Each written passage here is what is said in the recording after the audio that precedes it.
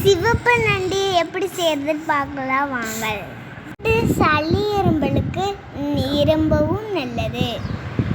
நண்டை நல்லா மஞ்சள் உப்பு போட்டு ஊற வச்சு கழுவிக்கலாம். நண்டு கிரேவி தயார் பண்ணலாம்.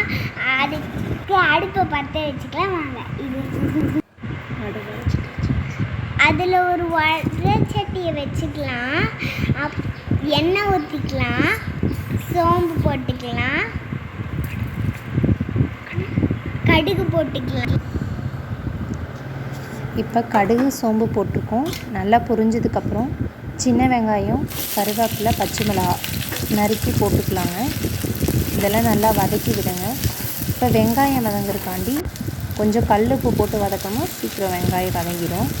இப்போ உப்பு போட்டு எல்லாத்தையும் நல்லா வதக்குங்க. லைட் ப்ரௌன் ஆனதுக்கப்புறம் நல்லா வதக்கி விடுங்க. லைட் ப்ரௌன் ஆயிடுச்சு. இப்போ இது கூட நான் 3 தக்காளி, பழுத்த தக்காளி கட் பண்ணி போட்டுக்கிறேன். தக்காளி போட்டு நல்லா வதக்குங்க. வதக்கி விட்டதுக்கப்புறம் இந்த ஸ்டேஜ் வந்ததுக்கப்புறம் கொஞ்சம் இஞ்சி பூண்டு விழுது 2 ஸ்பூன் எடுத்திருக்கேன். 2 ஸ்பூன் போட்டு அது கூடயே வதக்குங்க. அது கூட காஷ்மீர் மிளகாய்த்தூள், மஞ்சத்தூள், மல்லித்தூள் 3ஐயும் போட்டு நல்லா வதக்கி விடுங்க. எல்லாம் நல்லா வதங்கினதுக்கப்புறம் எல்லாம் நல்லா படுற மாதிரி வதக்கி விடுங்க. வதங்கினதுக்கப்புறம் இப்போ நம்ம ஒரு டம்ளர் இப்போ நண்டை க்ளீன் பண்ணி எடுத்துருக்கோம்ல, அந்த நண்டுகளெல்லாம் ஒன்று ஒன்றா ஆட் பண்ணிக்கலாம். நண்டு சளி இரும்பலுக்கு ரொம்ப நல்லது.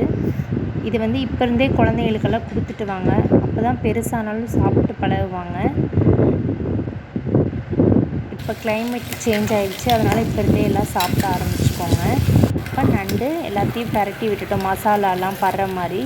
இது கூட நான் ஒரு 2 டம்ளர் தண்ணி ஆட் பண்ணிக்கிறேன். நண்டு முழுகிற அளவுக்கு தண்ணி ஆட் பண்ணிக்கோங்க.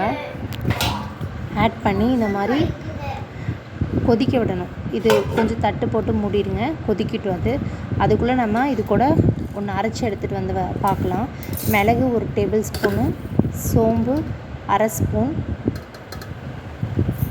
சீரகம் 1 ஸ்பூன், இது 3 போட்டுக்கோங்க. அப்புறம் தேங்காய் பூ ஒரு 4-5 ஸ்பூன் போட்டுக்கோங்க. தேங்காய் பூ நான் ஒரு 5 ஸ்பூன் போட்டுக்கிறேன். இது கூட கொஞ்சம் கசகசா ஆட் பண்ணிக்கோங்க. நான் ஒரு 1/2 ஸ்பூன் ஆட் பண்ணியிருக்கேன். இது நல்லா பேஸ்ட் மாதிரி அரைச்சி எடுத்துகிட்டு பார்க்கலாம். இப்போ நம்ம தண்ணி ஊற்றி வச்சது கொதிச்சிட்ருக்கு. இது கூட நம்ம அரைச்ச விழுதை ஆட் பண்ணிக்கலாம்.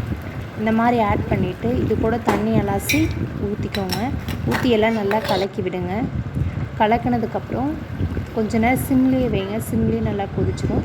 இப்போ நண்டு கிரேவி தயாராகிடுச்சு. இது கூட கொஞ்சம் மல்லித்தழை தூவி இறக்குனிங்கன்னா மிகவும் ஆரோக்கியம் சுவையான நண்டு கிரேவி தயார். தேங்க்யூ.